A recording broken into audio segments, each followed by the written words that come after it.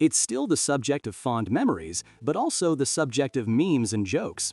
Ridiculed by many, but ultimately praised. Of course, when we think of the Passat, we usually think of the B5 model. Soon it will be 20 years since its production ended. What can we say about it today, and is it still worth buying? What engines were installed?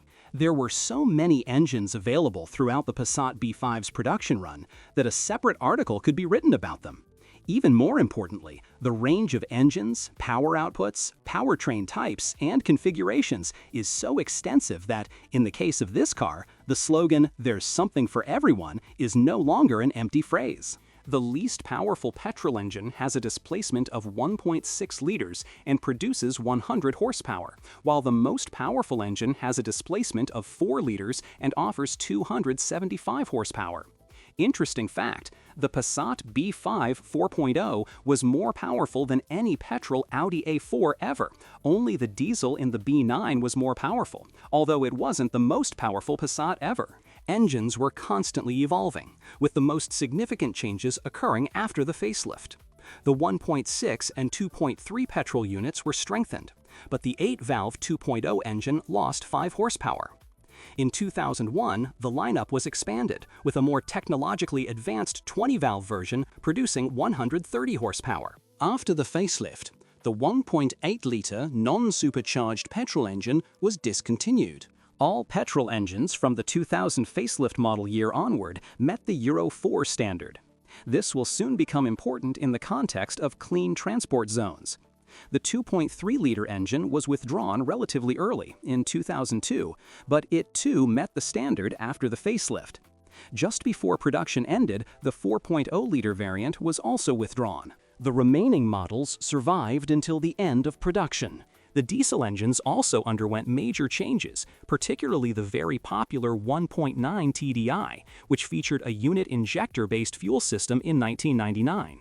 Initially, the 90 and 110 horsepower variants featured a traditional injection pump. A little earlier, in 1998, the 2.5 TDI V6 engine debuted, reaching its full potential after a facelift. At the time, it was offered in 3 power outputs, but in a total of 4 variants. In 2003, the 2.0 TDI diesel engine was introduced to the offer, which, in defiance of the Eurocrats, met the Euro 4 standard together with 2 2.5 TDI units, although no Passat B5 ever had to meet it. Manual and automatic transmissions were offered for the aforementioned engines. Almost all petrol versions had 5-speed manual transmissions. Only the 4.0 variant received a 6-speed gearbox. The pre-facelift diesels were similar. Only one variant, the 1.9 TDI, 115 horsepower, model year 2000, and the 2.5 TDI had a 6-speed gearbox. After the facelift, only the 1.9 TDI had a 5-speed gearbox, although one 130 horsepower variant had a 6-speed. The automatic transmissions are of the classic torque converter design, but there were 2 variants, a 4-speed and a 5-speed Tiptronic. The 4-speed gearbox was used more frequently before the facelift in the 1.6, 1.8, and 2.0 petrol variants. After the facelift, it was only used in the 2.0. However, when paired with diesel engines, it was available before the facelift with the 1.9 TDI with pump injection, 90 and 110 horsepower, and after the facelift only with the 1.9 TDI with 100 horsepower. Before the facelift, the 5-speed Tiptronic was paired with the 1.8 turbo, 2.3, and 2.8 petrol engines, and the 1.9 TDI 115 hydrogen phosphide, and 2.5 TDI diesels. After the facelift, it was paired with the 1.8 turbo, 2.8, and 4.0 petrol engines, as well as the 1.9 TDI 130 hydrogen phosphide and 2.5 TDI diesels. The 1.9 TDI 101 hydrogen phosphide engine did not get any automatic transmission before the facelift, while the 2.0 TDI and the 1.6, 2.0 20 volts, and 2.3 petrol engines did. The Passat also features 4-wheel drive. Initially branded Synchro, later 4Motion, the design is the same, a torsion center differential, similar to the one in the Audi A4. The multitude of versions with this drivetrain doesn't mean it's easy to find one. Which engine to choose? Choosing an engine would be relatively easy if all variants were popular. Currently, when buying a Passat B5, it's best to choose one that's in good condition. However, let's go through all engine versions, regardless of availability. The entry-level 1.6 petrol engine, about 10% of listings, lacks sufficient power for this model and has a relatively short gearbox, making it less suitable for long distances, though it's certainly not undrivable. Performance is poor and fuel consumption is relatively high, around 9 liters per 100 kilometers, which suggests the option of installing LPG. This engine is even slower when paired with a 4-speed automatic transmission. However, it's an almost completely trouble-free engine and the cheapest to service and repair. The 1.820 volts and 2.08 volts versions perform better dynamically, by about 13% combined. Both engines have similar power output, but their designs are very different. Performance and fuel consumption are similar, requiring around 9 to 10 liters per 100 kilometers. The smaller engine has 2 camshafts and a completely different, slightly more delicate design. The larger engine is very simple, practically indestructible. It is readily converted to run on LPG. In practice, both variants can be treated equally. Only the 1.8 was available only before the facelift and until the 1999 model year, while the 2.0 was available from the 2000 model year. Yet another engine is the naturally aspirated 2.0 20 volts, about 5% of offers, with a design similar to the 1.8 20 volts but confused with the 2.0 8V. Noticeably more dynamic with the potential for lower fuel consumption, but also with a huge oil consumption problem and a significantly higher failure rate. Ultimately, when choosing one of the entry-level Passat B5 models, avoid the 2.0 20 volts, and I wouldn't necessarily recommend the 1.8 20V. However, the 2.08 volts is a very good choice. Ultimately, if you don't care about dynamics at all, the 1.6 is also a good choice. The middle ground, in terms of dynamics, is represented by 2 engines with very different designs but almost identical performance. The 1.8T variant is highly regarded, approximately 10% of offers. With 150 horsepower and acceleration to 100 km per hour in around 9 seconds, this Passat no longer suffers from lethargy. Furthermore, the substantial torque available from just below 2,000 revolutions per minute gives the impression of using an even more powerful engine than it actually is. The car is incredibly enjoyable to drive, and fuel consumption is good, averaging around 10 liters 100 kilometers. It's worth noting that the potential for lower fuel consumption is significant, but you have to use this engine's characteristics wisely. The 1.8 turbo is, in my opinion, the absolute #1 among all petrol engines. It's an excellent compromise between reliability, maintenance costs, and performance.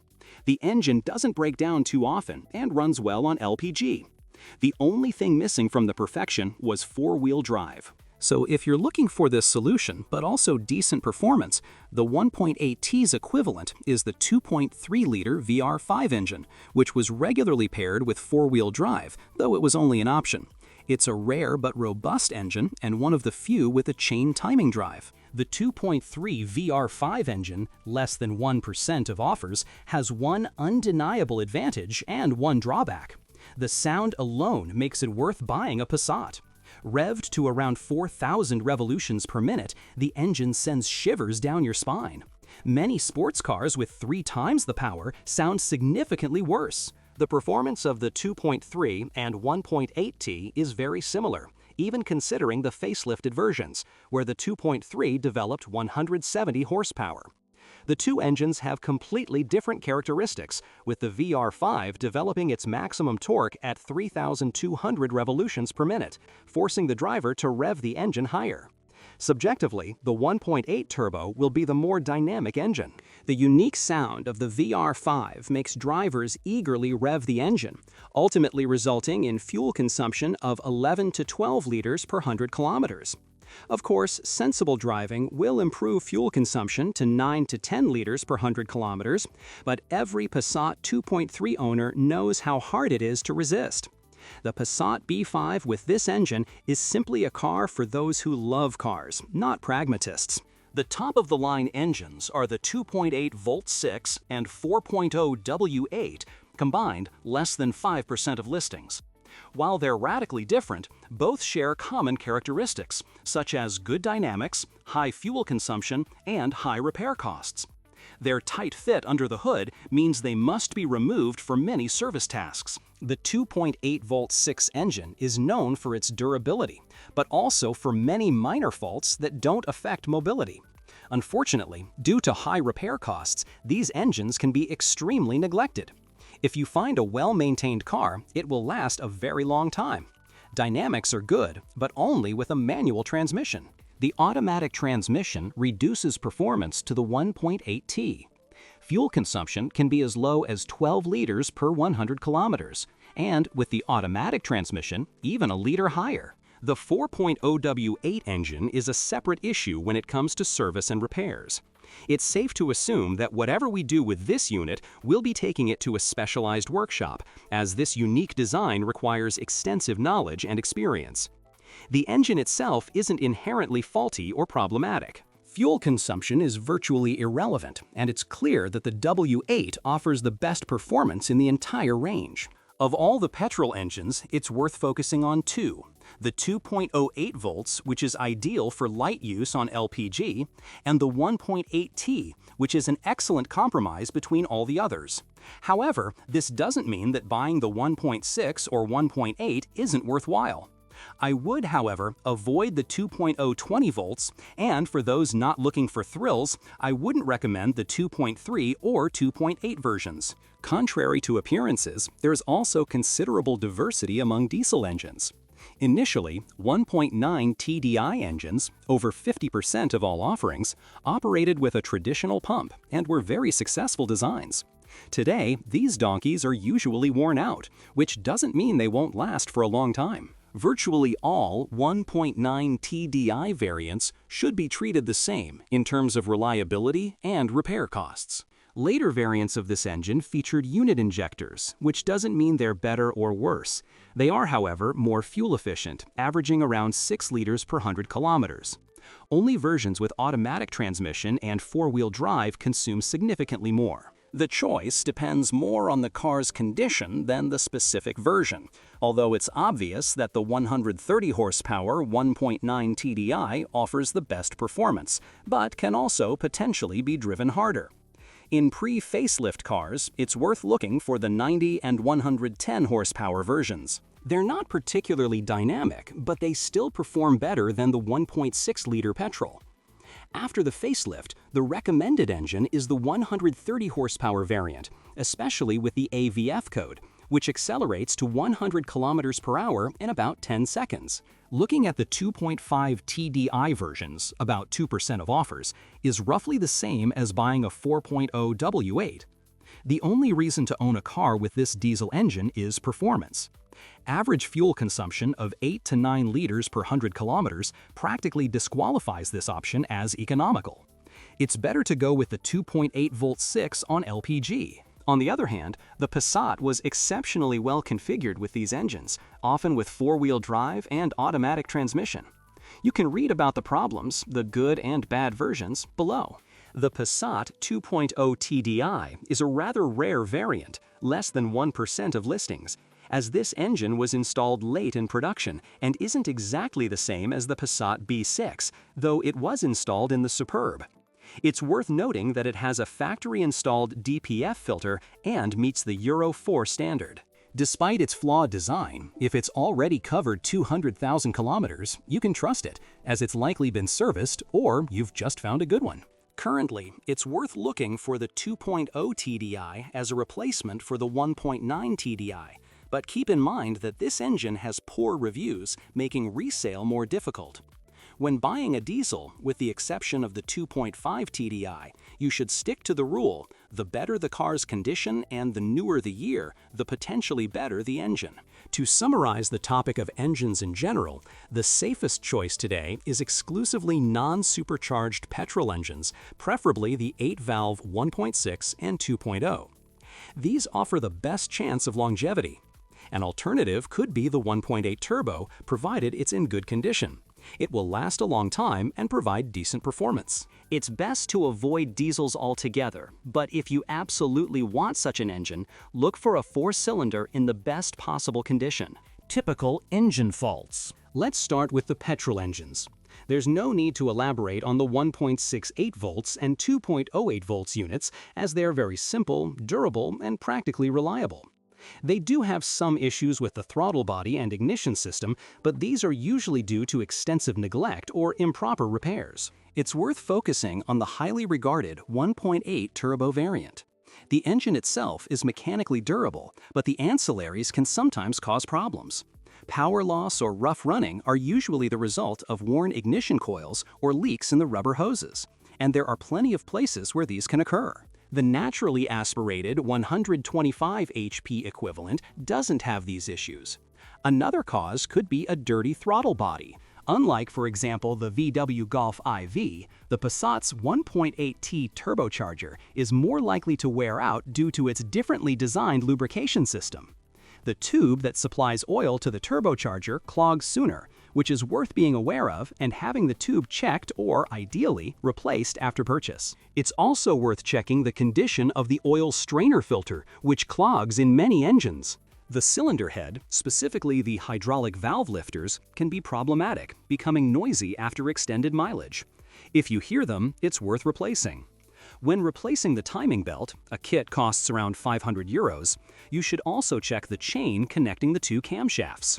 Post-facelift engines now feature variable valve timing.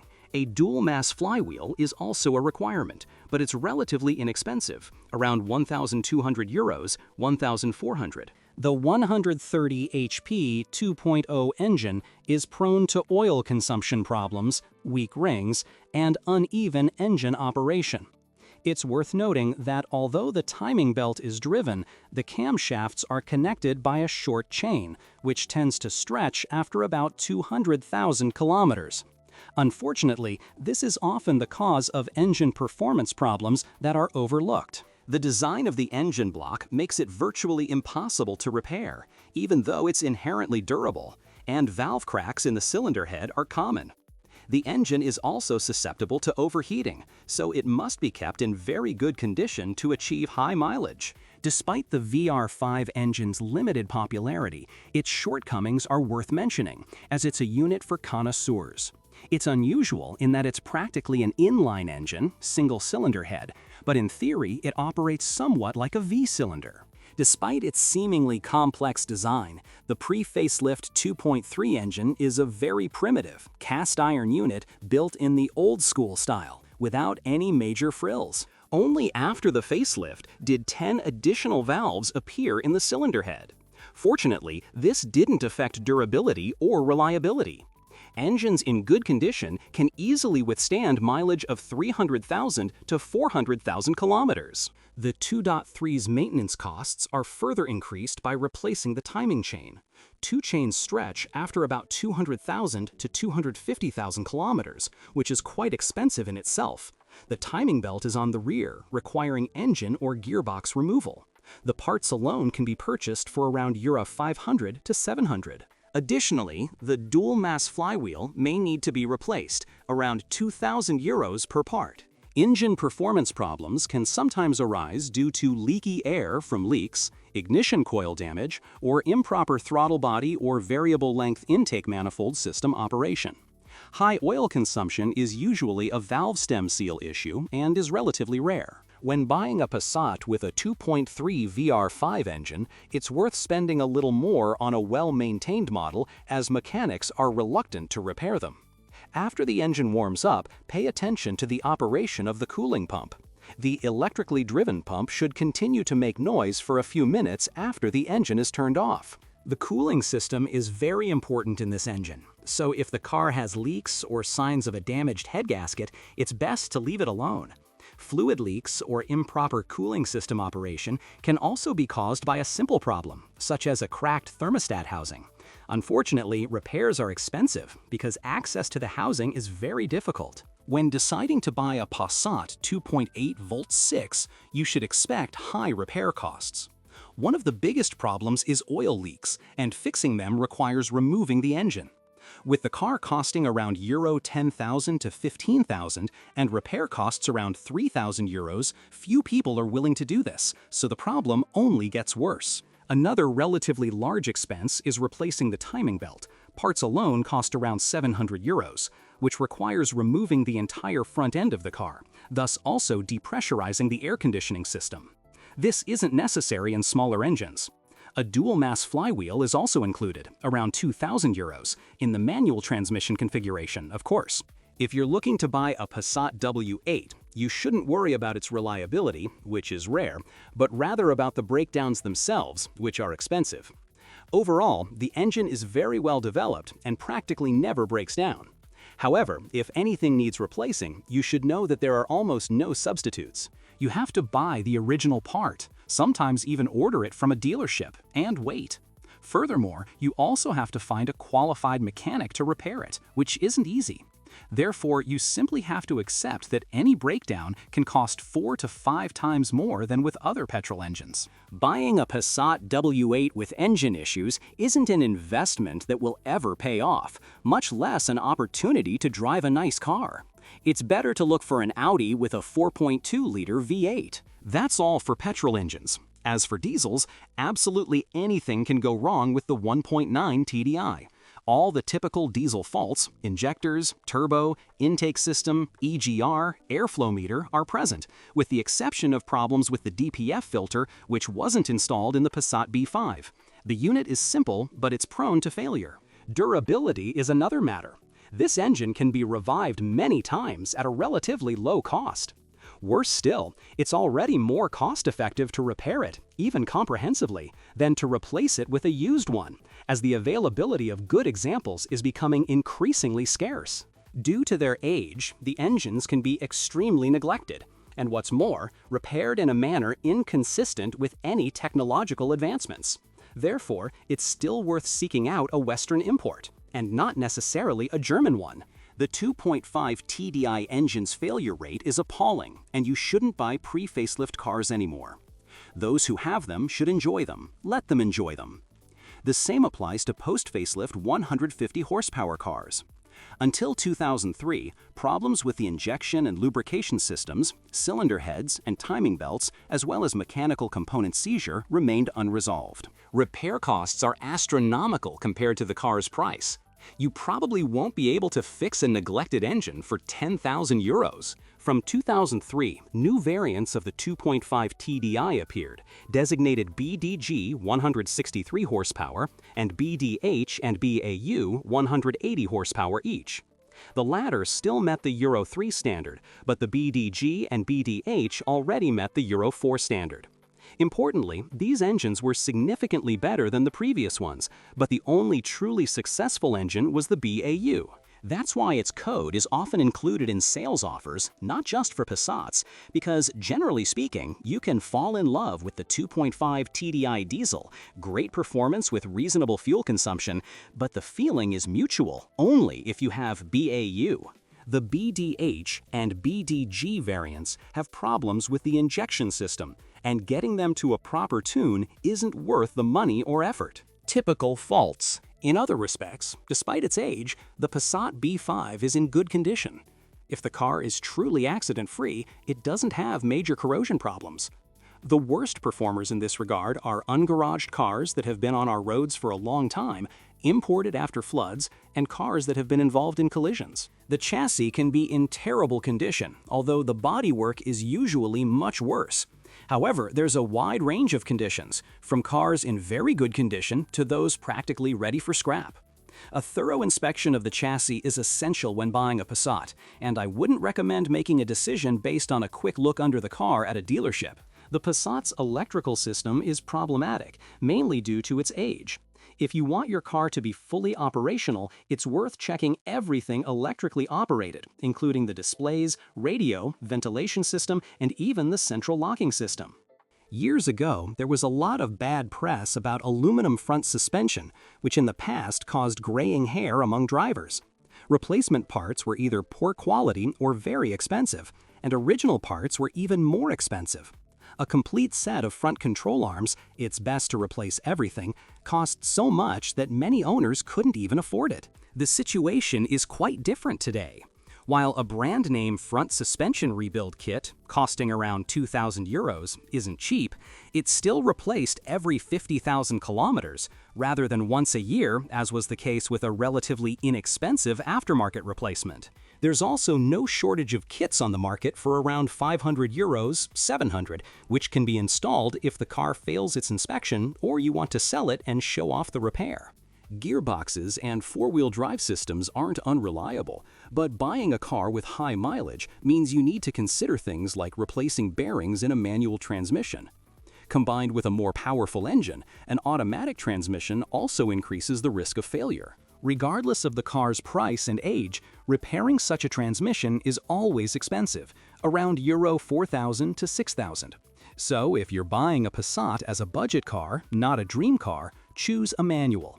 Even if you need to replace the dual-mass flywheel, it's not that expensive. Operating costs. One of our readers wrote in 2015, "Until recently, the Passat was a decent car. The problem is that now there are only beaten-up corpses and cars with mileage inflated by 500,000, and then, after 3 years, hammered out in Mirick's garage. In such cars, it's normal for everything to break down all the time." It's hard to disagree with this blunt statement. It could even be expanded to include the fact that this was the case just a few years after the car's production began, hence the widely differing opinions. Those who bought a good example enjoyed it for years. Those who picked up a bargain from a dealer want nothing to do with this model. Drivers of the 2.5 TDI, a nightmare on wheels, have the worst memories. And what about today? In terms of operating costs, the Passat B5 can be divided into 4 categories based on engine version. Asterisk, cheap -4 and 5-cylinder petrol engines and 1.9 TDI diesel engines. Asterisk, average 2.8 petrol and 2.5 TDI diesel BAU. Asterisk, expensive 4.0 petrol, and other versions 2.5 TDI. Given the current prices of these cars and their age, it's worth considering even buying a version of this second category. For a major repair, you can leave the same amount of money at the repair shop as you spent on the car. If you choose one of the budget-friendly variants, the Passat certainly won't disappoint. Repair costs are among the lowest in this class of vehicle. Compared to the Passat B5, repairs for cars from brands like Volvo or Saab are significantly more expensive. Compared to Japanese brands, the Passat's great advantage is its engine variety and excellent spare parts availability. However, French cars from the Passat B5's production period were simply underwhelming, as evidenced by their prices and sheer number.